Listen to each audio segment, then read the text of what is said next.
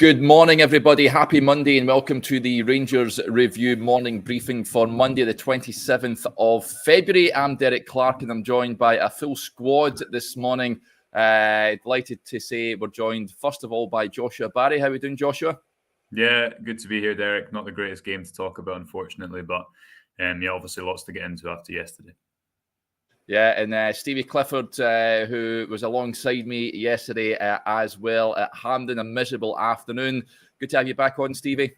Morning, guys. He's all right. Oh, been better, I think. I think that's fair to say. Woken up this morning, I think, like every Rangers supporter, and thinking just about that team selection once again. Let's talk about the match yesterday. Unfortunately, we have to go through it. Just a bit of housekeeping as ever, though, folks. As you know, the Rangers Review, the video podcast, is sponsored by the great guys at Seneca, the hair restoration company, the top restoration group in Europe. I've stuck the links into their social media accounts and the website in the description box as ever. If that's something you're looking to do, folks, then do go check those guys out. Right, let's talk about the game, lads. Well, me and Stevie talked at length about it. We'll give our initial reactions at Hampden yesterday. Joshua, you were busy chatting to Michael Beale in the press conference and other bits and pieces.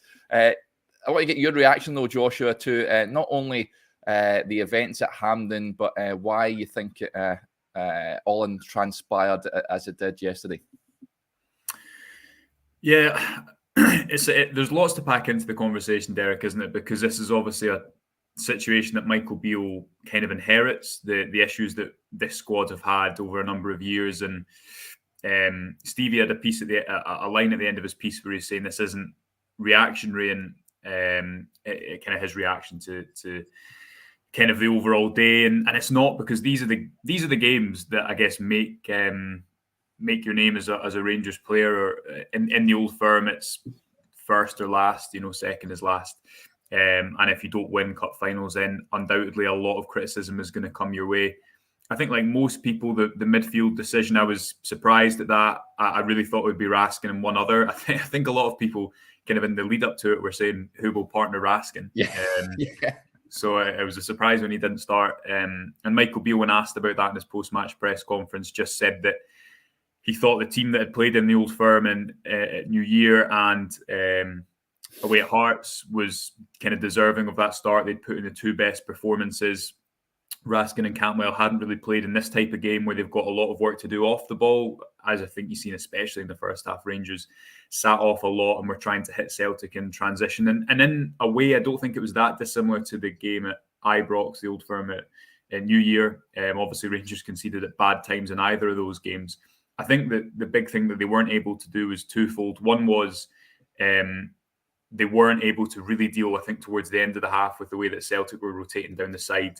But I think that all came from when they've tried to get the ball forwards. Both goals originate from Rangers kind of losing the ball and then being a bit out of shape, and then they're attacked when they're not organised. And that's something that Beale spoke about way back in December, an area of the team that you needed to improve. But I think Rangers' inability to really play under pressure or epitomised it for me. Goldson twice early on kind of launched the ball forward when he had time, and I thought that was kind of indicative of Rangers' first half approach. So I think you've got the kind of tactical side of it and the game, and Celtic are under Postecoglou further ahead of where Rangers are in their development, and all the disappointment that people will feel of that. But then obviously, as much as it's a new manager, it's a new team, it's a new style, it's the same players, and people will see that group of players who have suffered two heavy Old Firm defeats in the last year and now lose again in a cup game, and an important cup game. So that's obviously a separate point, and I think really supplements the claim that Beale should have started those players who he brought in as starters, because obviously this group, I think, as evidenced yesterday, does need a real refresh, revitalise, whatever you want to call it. It needs new players in there who can go and drive Rangers forward, and I do think that hamstrung them slightly yesterday. Yeah, a couple of great pieces on the website, folks, this morning from both Joshua and Stevie, just regarding that. Sorry, Stevie, we talked about the team selection yesterday. Your piece sort of nailed it on the head, really, with regards to that. But we discussed how it's sort of off air yesterday how it almost left ourselves deflated, like deflating a balloon. And I'm sure many supporters would have felt that everyone was expecting Nico Raskin to start the game. But is this? Do we need to sort of understand this is a manager at the end of the day? This is a manager that's embarking on his managerial career early. He's not had 40 games yet as a manager just thus far. Is he just learning on the job, and we have to accept that? No, he made a mistake. Let's not try and sugarcoat it or make excuses for it. He picked the wrong team, and it cost us. The biggest issue I've got with it, Derek, is almost every single Rangers fan that was in that stadium yesterday, if you asked them what their team was, not one of them would have left out Nicholas Raskin. So I find it extremely confusing how he does. The big statement was that we weren't signing squad players, we were signing players that go into the first team and we go in, and he wanted them to make a difference, and he wanted them to play in these big games, etc. Well, it came to the big game and he went with the tried and tested that has let us down almost every single time previously. We were extremely surprised by it. You know, when we were live at the time and when the team came through, I double-checked it 2 or 3 times and almost said out loud, "Where's Raskin?" I couldn't quite believe it. Now, I know there might have been a difference in people's opinion of would it be Kamara, would it be Jack, would it be Lundstrom? He made a mistake. Yeah. And I think that cost us. There was no legs in that midfield. There was no energy. There was no dynamism. There was nothing there to break up play. How many times did I turn around and say to you guys yesterday, they're not winning the second ball in midfield? It was countless in the first half. There was an overload. We kept getting sucked in, and they would spring their extra man at the back in the 3, and they would get free. And then eventually the midfield ran out of legs. When you look at the first goal that they conceded, there's not a midfielder in the picture. When he crosses that ball, they're all lined up to tap it in. And Lundstrom is toiling, trying to cover fullback. Tillman's not in the picture, and Kamara isn't tracking runners. This isn't new.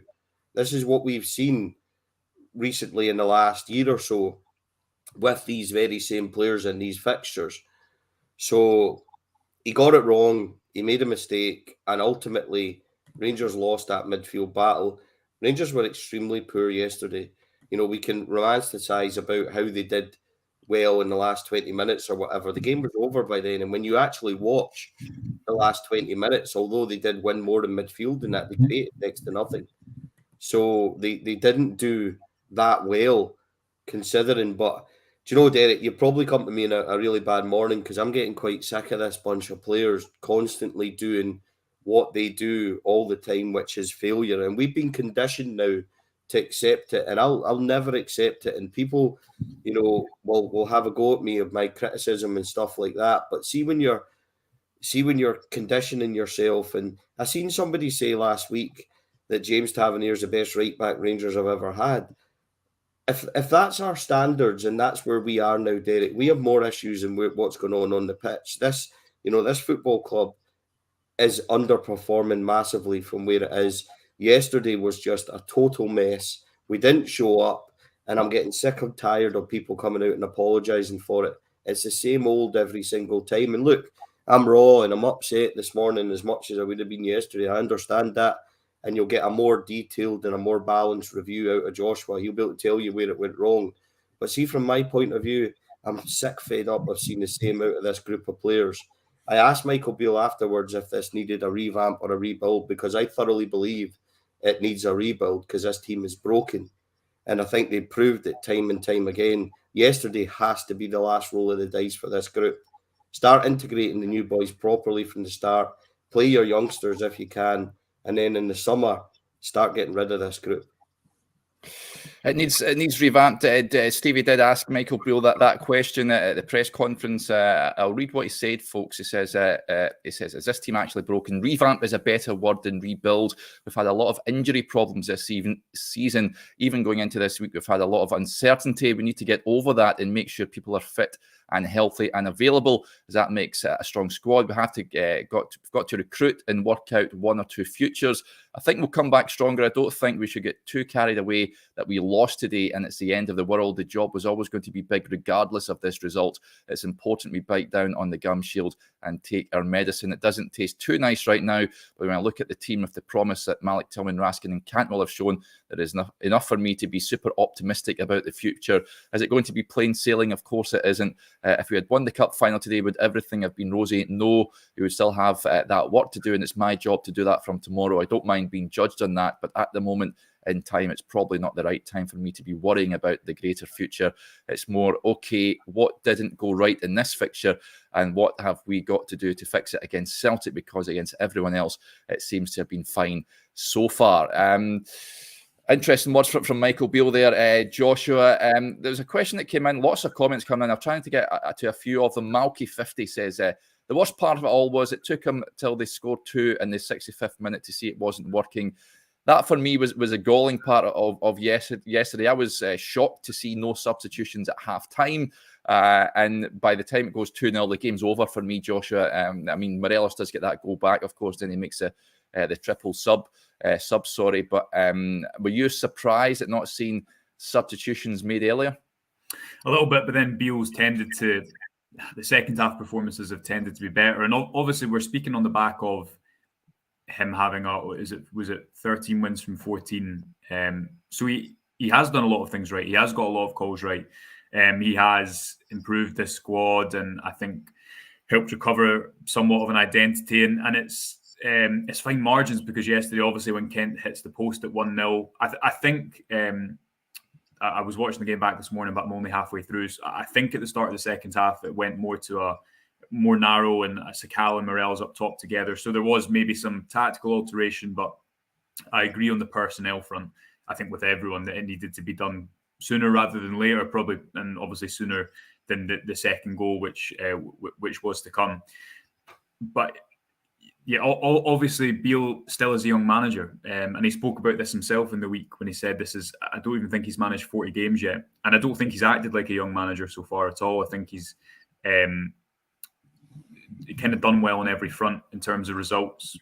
The performances also, although not perfect, I think improving. You've got to remember he's obviously not into pre-season, and as well, I think the way that he's spoken in the media and tried to build up confidence, and I think that's partly as well why there's so much frustration about yesterday, because the expectation was there that the Rangers could go and do it, and that is again a real improvement from the situation that Beale inherited. But then at the end of the day, as we come back to at the start, or we said at the start, that's just how you're judged in this fixture. It doesn't matter if you've only been in the door for 2 months, 3 months, if you're further behind. And Beale knows that, and that's the job he's taken on, and it's a really big one. I think just on those comments there, Derek, what my piece kind of is nosed off is when Beale's speaking about Raskin, Cantwell and Tillman and being optimistic about that kind of midfield. I think you've got to see it now, and I think the future of what Beale wants needs to happen now, because that is why there will be so much frustration, because again, although people see a different manager and a different era, it is the same group of players who are being beaten again and have obviously suffered those 2 really heavy Old Firm defeats in the last year. I asked him about the midfield selection, and it was kind of similar that as I... Joshua's sort of frozen on us there. Hopefully we'll get him back. It's quite the picture on the screen there. Yes, Stevie. Though it's absolutely sickening. Like even when he's paused like that, but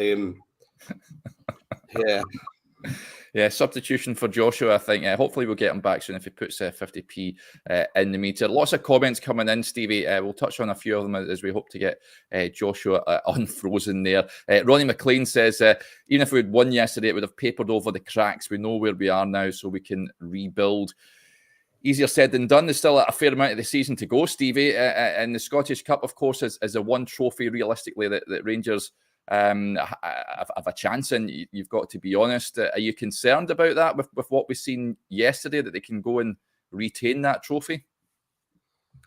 I'm concerned about it, yeah, absolutely. I mean, I'm concerned about the next game, never mind anything else. Yeah. But what I'd like to see, Derek, is stop playing the guys that have consistently failed us.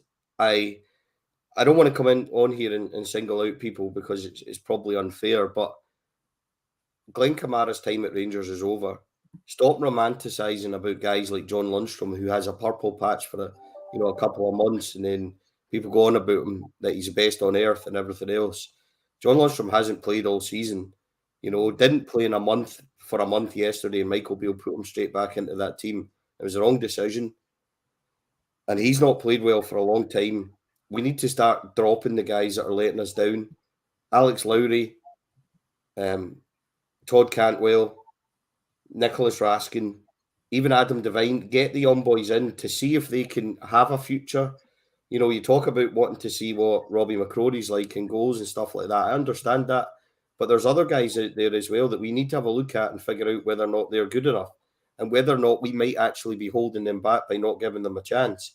If Ryan Kent's not going to sign a deal, then let Ryan Kent go and say to him, we need to move on and plan for our next season. You're not going to be starting games. And by the way, if Ryan Kent wants 40, 45 grand a week or whatever he wants, he needs to play a damn sight better than he did yesterday and try and prove it, because he was absolutely woeful.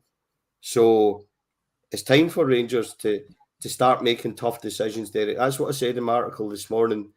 There's been a lot of romanticising about players that we've got, and they're no more than average, and we build them up in our heads to be better than what they are.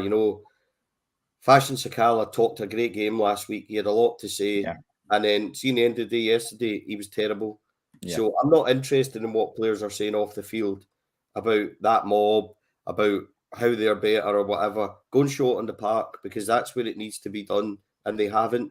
And this isn't the first time we've sat here, Derek, and talked about, what's went wrong and everything else. And I would really love to come on here and just be happy and just say, we've won the cup, we're going in the right direction, this is what we need to do, blah, blah, blah. But it's not. And I'm really tired of, to repeat myself, I'm tired of the apologies. How many times have we heard James Tavernier come out and say, I'm sorry, we've not turned up in a big game?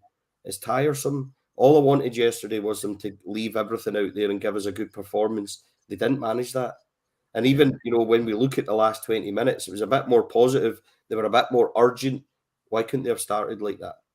Because and that's a big problem where we are at the moment, unable to start games well, Derek. And when we're sitting in the press room beforehand, and it physically deflates us. Yeah. When we see the team news, not physically, I mean, I could do with it physically deflating me, but it deflates us, and we're sitting watching that, and you see that team. If we feel like that, and everybody else around the stadium is saying, I can't believe that, how does he justify that decision? It's the wrong one, and it was a catalyst for what went wrong in the day for me. It was just, I've seen it too many times now to get upset about it. It's just frustration. And I thought, look, I'd said yesterday that I was quietly confident. We spoke about that, and I thought we had a decent shot at it, and I really felt that. And I thought that we were quite respectful. We realised that they're a good team. They are a good side. Yeah. I absolutely appreciate that. I don't think you can sit and say they're not. They're well coached. They've got a good press, and they've got lots of pace in their team, and they can finish. We can't do that, and we're miles off being where we really need to be. But to put in that level of performance in a cup final like that, it has to be the end of the road for me, Derek. Yeah, it's a feeling that you're not alone there, Stevie. Lots of comments coming in agreeing with you here. Let's get to a few more. Just touching on Sakala, Teddy Bear says, Derek's wallpaper is like Sakala's runs all over the place, no direction, lol. He never had a good game yesterday. And like you say, a lot of noise prior to kickoff. You have to back that up with a performance on the park. And unfortunately, listen, he wasn't the only one, but he never had a good game yesterday, Fashion. Adam, with a differing point, he says, just on the team selection, can't expect a player who's barely kicked a ball for Norwich to walk into a Rangers team. Raskin is lacking minutes. I would come back and say, well, he did play last week and the week before. He looked up to speed to me, Stevie, and I think that the general consensus from the majority of Rangers fans is he should have started. We did videos in the week leading up to the game saying who plays alongside him. He's the first name in the team sheet. So for me, yesterday, the responsibility falls on the manager. I think that was a big mistake from him. I think it's certainly not so much the players, although the players that take responsibility as well. But for me, it wasn't the right team that he started that game. Craig McCrimmon raises a point, and this is something we touched on yesterday. Can we address the decision to remove Morelos after scoring a momentum-changing goal? Baffling, he says. Of course, wasn't happy at being removed, and quite understandably so. We said prior to him scoring, Stevie, you said to me you'd have taken him off and putting Cholak on, and I couldn't disagree with you. But although after getting that goal, were you surprised to see him being removed? I don't think he got any service in the first half at all. I think he worked hard. He tried to close down, but he's not built like that. That's not his game. That's not where we need to get Alfredo up and around the penalty box and trying to influence the game. I had said to you at that point, 2-0 down, we need to do something different. We need to change it up. For him then to get the goal and the momentum to be with us, I thought he should have stayed on. I thought it was a wrong move. Antonio Cholak's, he suffered quite a bad injury. I think he misses 6-7 weeks, but he's not looked anywhere near being the type of player where, and it's played completely differently. Gio played his whole team around him. He was wide wingers. It was all based around him. It's not like that anymore, and it's not really suiting him. I appreciate he scored against Thistle or whatever, but he's not been there. So it's a difficult one. I understand why he did it and why he brought it on at that point. He's trying to mix things up, but in hindsight, was it the right thing to do after Alfie had just scored in that? Probably not, but yeah, it's just, it's one of those ones where, is it another mistake? Is it wrong? Blah, blah, blah. I just don't think many things, if anything, went right, Derek, yesterday. I don't think you can look at that 11 and say that anyone really done them favours. There were so many warnings on the run-up to the goal as well. There was a header by Kyogo when he managed to come off of Ben Davis far too easily. And the space he got to nod that over, he had a shot where he came off of Ben Davis again and curled it just over. And then for the goal, how he was in so much space in that position, how we got turned over and then were caught so much like that. I don't understand how that can happen, but it's the same thing happening. We don't stop crosses. We don't stop them. And the second goal, when Tav wins it, go down the line, fashion's there, play it down the line so that he can chase it and we can regroup. To try and play it in the middle into the centre, they pick that up, they waltz through the midfield, and then it's, I think, 2 passes out wide, cross, sliding in again.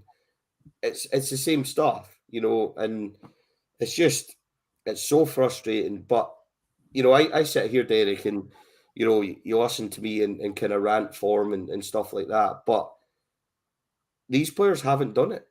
Aside of the 55 season, when they messed up 2 free runs at the domestic cups as well, this group of squad of players haven't done it consistently aside of one-off, and they need to be broken up now. I don't think there can be any excuses for it. And I know that it's more raw than others will come on here and give you a detailed thing, but I'm just like anyone else, we're watching our team. And I think now that, people that watch it are genuinely conditioned to accept players and performances that are nowhere near the level that we need to be. And it's frustrating and worrying for me because what I seen yesterday was absolutely dismal. It really was such a poor performance when you look at it. And in a cup final, in that spectacle, on that stage, if these players can't lift it and can't perform in that game, then, and I'm not talking about going and bossing and steamroller and Celtic or whatever. They're a good side. We've already said that. So I understand how difficult it is. But when you can't pass the ball 5 yards, you can't control a guy, you cannot mark people, you cannot pick things up, you don't win second balls, you don't properly go into 50-50s. Stuff like that is the bare minimum. And we couldn't do it. We were nowhere near it, Derek. Yeah. Lots of interesting stuff coming in. So many points from the game. Mitchell says, how many saves did Hart make? Says it all. Yeah, I can't remember him making any real save of note, Stevie. Another thing I wanted to raise was the set pieces yesterday. Corners were abysmal. They were just launched into the box. No real substance to them. there was one you said, oh, you fancy Rangers to get a goal here. They did look, they had a threatening period. They were putting Celtic under a bit of pressure, and then I think it was Barisic sailed one in. It was just a deep line one, aimed for no one attacking balls. Is that a concern for you? It looked like that was being addressed pretty shortly after Michael Beale came in. I think Rangers scored a couple of goals from set pieces.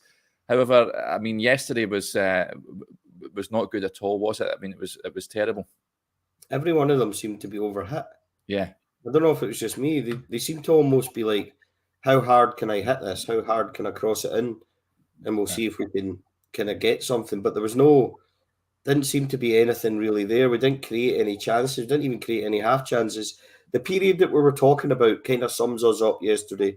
3 times Fashion Sakala got 1-on-1 against Greg Taylor. 3 times. Not once did he pick anyone out. Not once did he manage to make a move and get past him. And I realise that Greg Taylor's a decent player. He's quite a steady fullback. But we didn't do anything. You know, he's 1-on-1. You consider what they did when they got 1-on-1 and they managed to cross it twice for us to concede. That's the difference between what we have and what we're trying to get to. So, you know, I don't know, Derek. I might, look, did I sit here and am I being too harsh? Is it not as bad as I think it is? Did they not perform as badly as I think it is? I don't know. I mean, I'm pretty fed up of the same thing getting churned out by this group of players. I find it really difficult. Yeah.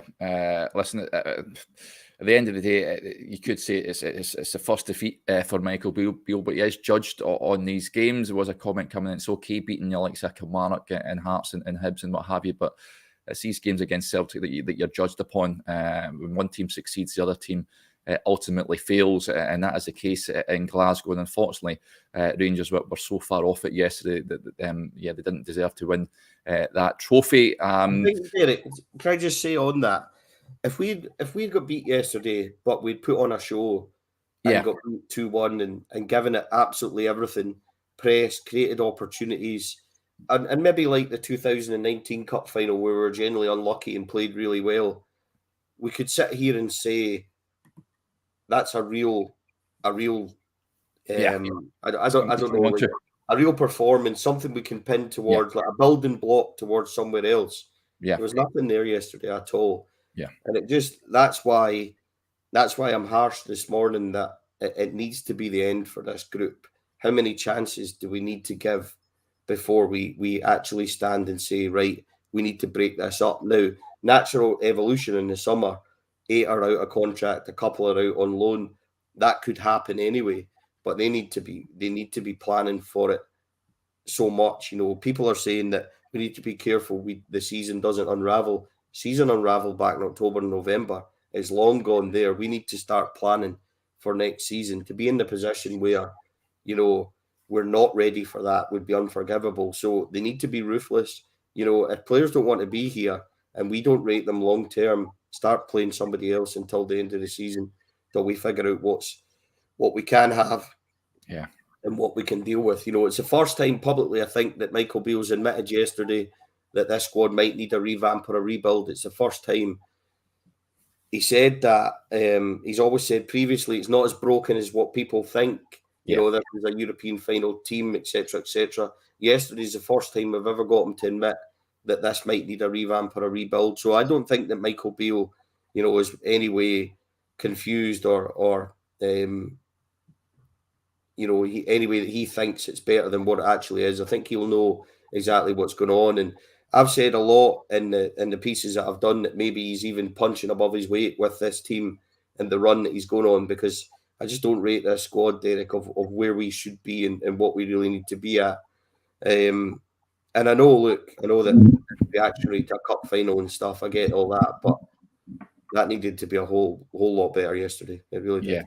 Yeah. It was so far off. As far off it yesterday from a Rangers performance that we've come to expect. Michael Beale has a big job on his hands, of course, from here on in. That'll do us there, folks. Thanks to everyone for interacting with the show as ever. It's greatly appreciated. Big thanks to Stevie. Also, Joshua and Johnny, I think, will be back tomorrow morning as they pick the bones out of the game and look ahead, of course, to the league encounter with Kilmarnock at the weekend. Thanks to everyone for joining us, as always, and enjoy the rest of your Monday. Bye for now.